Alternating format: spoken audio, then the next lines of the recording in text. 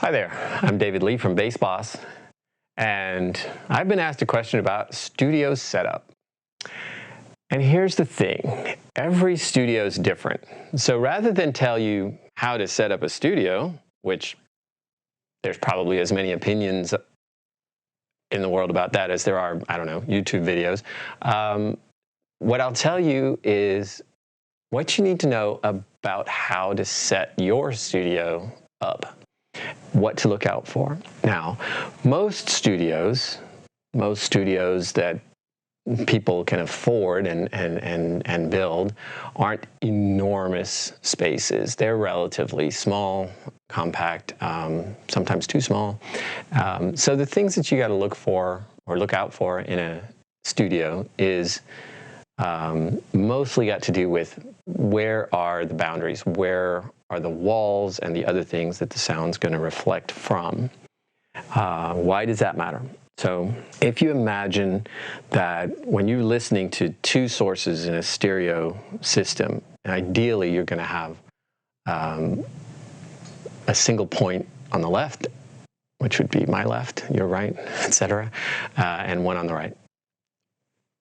And when you have that, and you can get what we're going for here with the stereo setup, which is imaging. So you can have placement, so you can choose where you want some of the sound like it's coming from. If you have a wall next to the right side speaker and not next to the left side speaker, then the sound's going to reflect off of that wall. And you're going to hear the sound from that speaker twice. You're going to hear the sound directly from the speaker, and then you're going to, just after that, you'll hear the sound that coming off axis of the speaker, hitting the wall and hitting your ear. And this blurs the imaging because your brain has got to filter that information and process it. And your brain's very capable, but it mostly what it's doing is filtering. Mostly what it's doing is deciding what to tell you. And so that blurry information will skew certain things. It'll make certain things stand out, and so it'll sound like it's over there. So something to be aware of is reflections. Now, reflections are going to come from every primarily hard surface in your environment.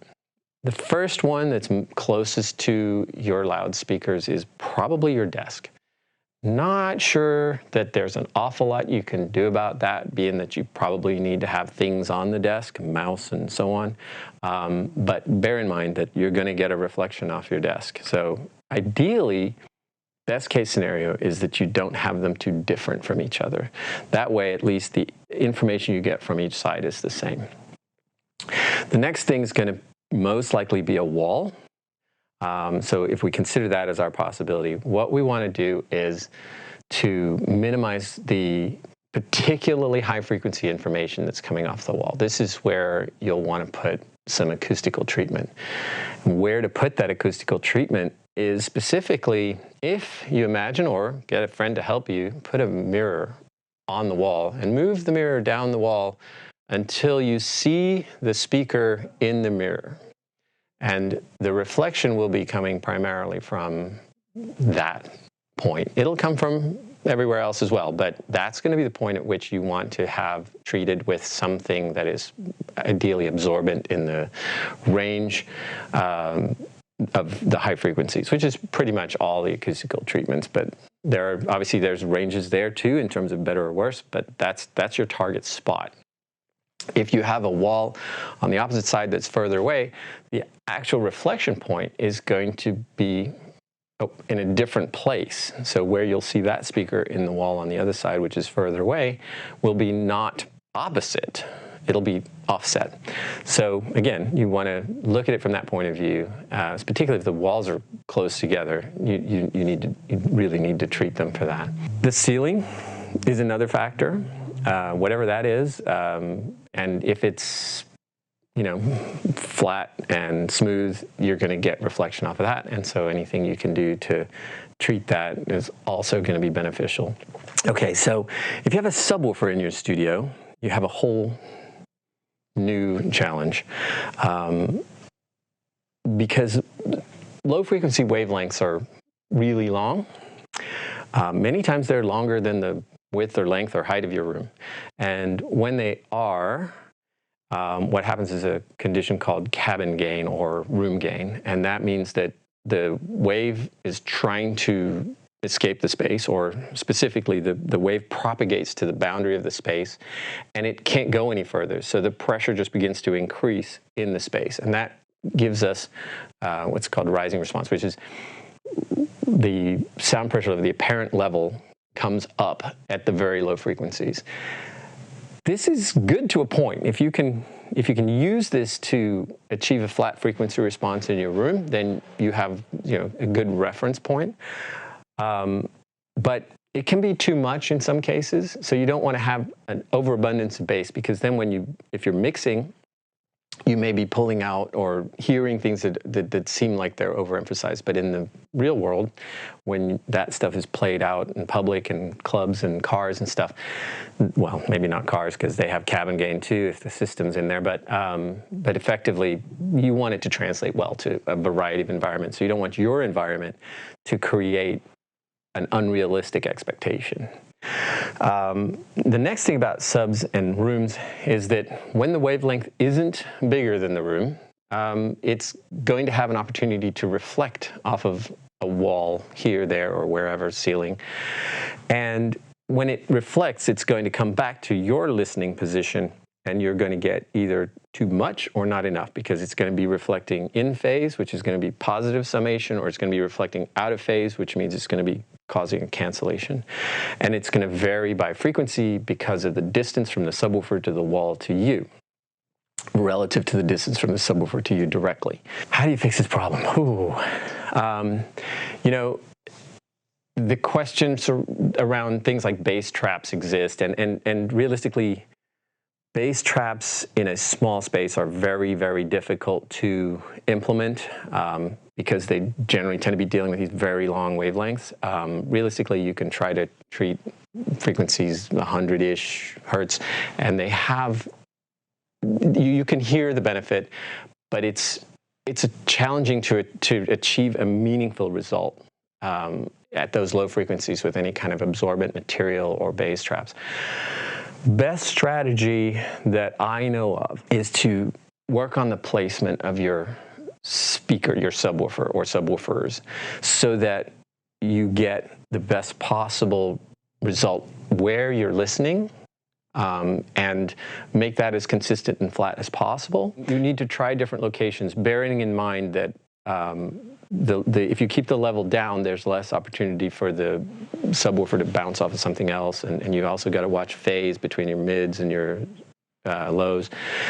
So you got a lot of different factors coming into play here. If you want a trick, which could be called a trick, you can try putting the subwoofer in your listening position. That may involve putting it in the seat or on a stand where you would be listening, and investigate your room to see where, using pink noise, which you can download samples of the internet, or sine wave, swept sine waves and so on, or even music, but be careful with music because a lot of times it's relatively narrow frequency. Like a single kick drum will have 50 hertz, 60 hertz, different kick drums, different notes, and you'll find that'll vary a lot because the difference in wavelength is significant between 50 and 60 hertz inside of a small space.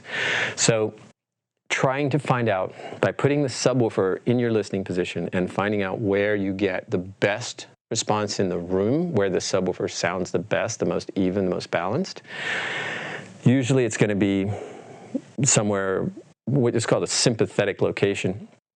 It's somewhere that you might have to crawl around, stick your head in the corner under a table, and find a place where you can put your subwoofer.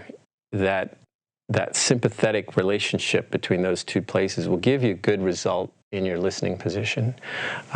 Years and years of experience, you can kind of spot those sometimes, but if you're asymmetrical in the room, you're going to get asymmetrical response. But that's not always a bad thing. If you're dead center in your room, and you have your subwoofer dead center in your room, everything coming back into that same location should be good, but you're never going to have the subwoofer exactly in the center of the room. It's going to be in the center of that wall. So it's going to come off the far wall, it's going to come back to you, it's going to be out of phase at some point. Not an easy problem to solve. Sometimes you need more than one. It's a long and difficult battle. It's not a simple thing to figure out. You just have to get the best results that you can. If you can download REW, which is a free software, you can start doing measurements depending on how far down the rabbit hole you want to go. The rabbit hole goes real deep, but there are resources that you can take advantage of, that you can access, that'll let you go down that rabbit hole. In the meantime, use your ears, listen to a variety of things, try a number of different locations. Don't just go, it goes there, it's real good, there's a plant I can put on top of it. If you're prioritizing the sound, try placement first. Placement is going to give you more benefit than any kind of traps or anything like that. If you can't solve all your issues with placement, you can start looking at other things that are going to start to work to absorb low frequencies. But placement is free, effectively. You can move it around, and you don't have to spend any money to do that. So those would be the things I would look at. Definitely be aware that reflections are going to be the biggest thing you're going to be dealing with in an interior studio environment, and try to mitigate as much as possible how much information you're getting more than once. You'd rather have your monitors heard once and your subwoofer heard once, and try to avoid anything you can, or try to avoid anything coming back a second time. Hopefully that helps in getting your subwoofer and your studio set up, and look forward to seeing you again soon.